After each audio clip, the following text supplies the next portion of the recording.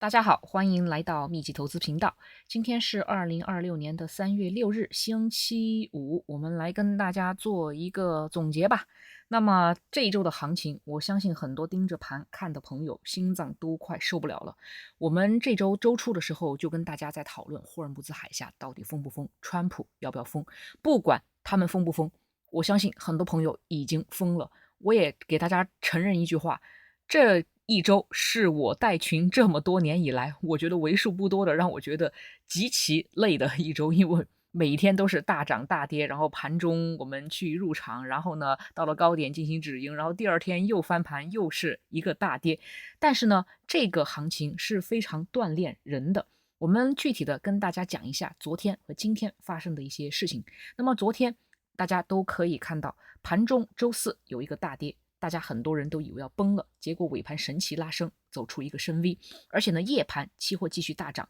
感觉今天就要突破了，结果今天一开盘又是一个变脸的大跌，高开低走，然后呢，今天在盘中的时候又来了一个大跌，真的是非常的恐怖。我们先把昨天夜盘发生了什么给大家捋清楚，因为很多人看着期货先涨后跌，真的懵了。因为昨天盘后有一个非常好的消息是什么呢？就是迈威尔科技突然发布了一份强劲的季度财报，营收超预期，盘后大涨，所以说市场就立刻的点燃了一把冬天里的火，芯片还是有需求的， AI 的逻辑没有破坏，所以说呢，我们可以看到包括像 QQQ 在内的很多的科技都是有一个上升，但是这把火烧了不到2个小时就被更大的水给浇灭了。什么水呢？第一桶水就是油价。伊朗革命卫队当天宣布了用导弹击中了波斯湾里的一艘美国油轮，目标正在燃烧，所以说油价有一个大暴涨，这是自2020年5月以来最大的单日涨幅。那么就在油价要突破关口的那一刻，期货市场也是跟着崩溃了。第二桶水更冷更冰，为什么呢？因为非农数据报告是出来了，经济学家预测是增加59000人，而实际的数字是减少92000人，这个是完全出乎意料的数字，而且1月份的数字也被向下修正了。但是最让市场不安的并不是这个失业数字，而是有一个组合，就是就业崩了，但是工资涨幅还在年率3.7%，这个就是典型的滞涨。经济又烂，通胀又高，美联储在这种情况下既不敢降息，又不能刺激经济，所以说3月降息的概率从前天的20%直接跌到了不到6%。所以说夜盘的这个逻辑非常的清楚，迈威尔的财报点燃幻想，油价加上非农两盆冷水彻底浇灭，这就是为什么今天会有一个先涨后跌。那么盘中继续的来进行跳水，为什么？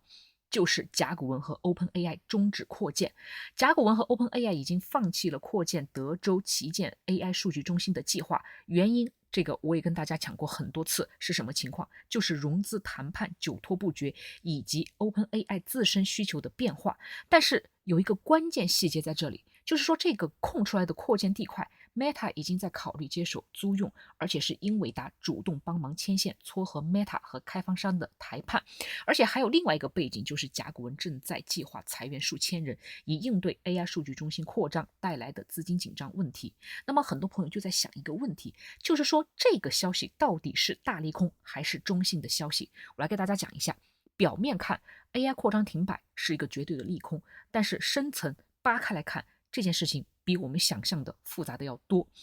利空部分是什么？ AI 的方向变了，这个就是最核心的信号，不是因为没钱，而是 OpenAI 自身需求的变化。这个意味着什么？最合理的解释就是 OpenAI 在调整算力路线，可能在减少对甲骨文云的依赖，转向自建或者是其他方向，这个就是 AI 叙事裂缝的信号。还有就是甲骨文它自身的麻烦非常的大，因为甲骨文它的资本开支预计比年初预估高出150亿美元，华尔街分析师预测公司现金流将持续为负，而且要在2030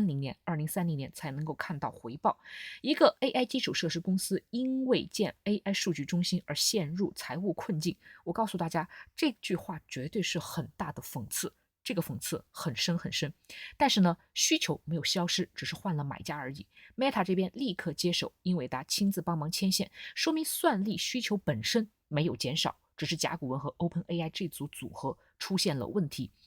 英伟达他的动作非常的聪明，他先确保了那块地继续被用来训练 AI，继续买他的 GPU。那么对于英伟达来讲，这个消息反而可能是中性，甚至是偏正的，因为 Meta 是英伟达的大客户，而且 Meta AI 战略非常的激进，这块地换给 Meta 来用，英伟达的销售订单其实没有减少，所以我们可以看到对当前大盘的实际影响。如果你单独的看这条消息，就是中等利空，不是核弹。但是如果说你叠加当前的环境来看，这件事情可能就是雪上加霜。为什么我们去这么理解？因为市场这周已经在承受油价、关税、非农三重压力，任何一条负面消息的容忍度真的极低。今天如果这个消息在盘后，那么就可能会被广泛解读为 AI 需求转弱。那么在下周一开盘，我们可以看到科技股再次承压，但是呢，也不是没有乐观的情况发生。我们一定要等待3月16日英伟达 GTC， 那个才是真正确认 AI 资本开支周期是否转折的最重要的时间窗口。黄仁勋如果在台上对 Stargate 和 AI 基础设施需求保持乐观，那么我相信今天盘中的这个消息就会被淡化。如果它暗示订单放缓或者是供应链重组，那个才是 AI 板块真正的拐点信号。所以说这条消息是 AI 叙事裂缝加大的一个新证据，但是呢，绝对不是 AI 的一个终结。大家密切的关注 GTC 大会，好吧？那么接下来我们来跟大家来说一下，最近你可以看到多空非常难做，这个就是主力做的双向猎杀。主力的目的只有一个，就是要清洗期权市场的杠杆资金。那么我在这里想给大家引出一个核心的逻辑，如果说你越想快速有钱，那么你就会发现你会亏得越快。这个也是我在会员群跟大家反复讲的，在股市里面，你的策略比你买卖股票本身要更加的重要。面对像这一周的这样的一个震荡，为什么我们的会员很多朋友的盈利是非常不错的？因为我们在做一件大概率的事件，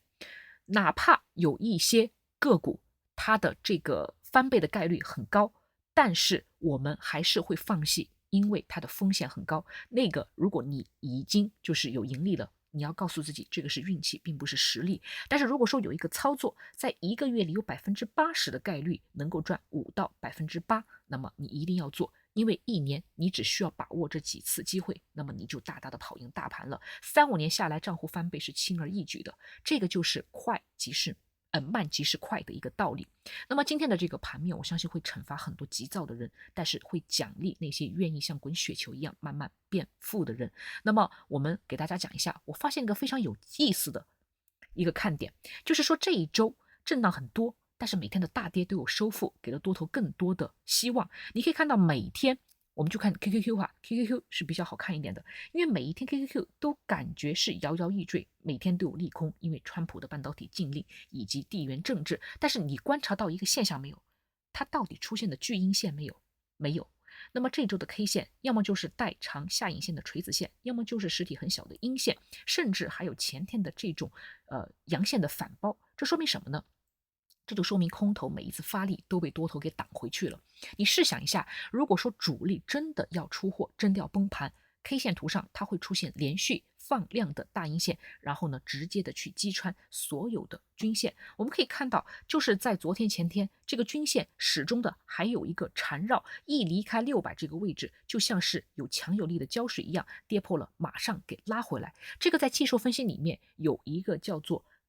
威科夫操盘法，叫做什么吸收行为，就是说主力正在利用一些坏消息，不管是战争也好还是禁令也好，就是在这个点附近疯狂的吸收散户抛出的筹码，跌不下去本身就是最强的看涨的信号。这个呢是我观察到的一个想法哈，如果大家有其他的观点，欢迎在视频下方来给我留言。那么这是我今天想表达的一些意思，我不能说我非常的乐观，但是呢我绝对不会悲观。我们会等到在周日的时候给大家具体的进行分析，到底下周是大涨还是大跌。我相信一切的大跌都是非常好的一个吸筹的机会，但是呢你一定要把握好一个关键的时间节点，并且配合好仓位的管理，这样的话你在不管是在什么样的情况下，不管是大涨也好大跌也好，你都能够实现非常好的盈利。那么为什么这么磨人的行情我们都那么淡定？因为你一定要看清楚主力在干什么，赚钱一定要稳健，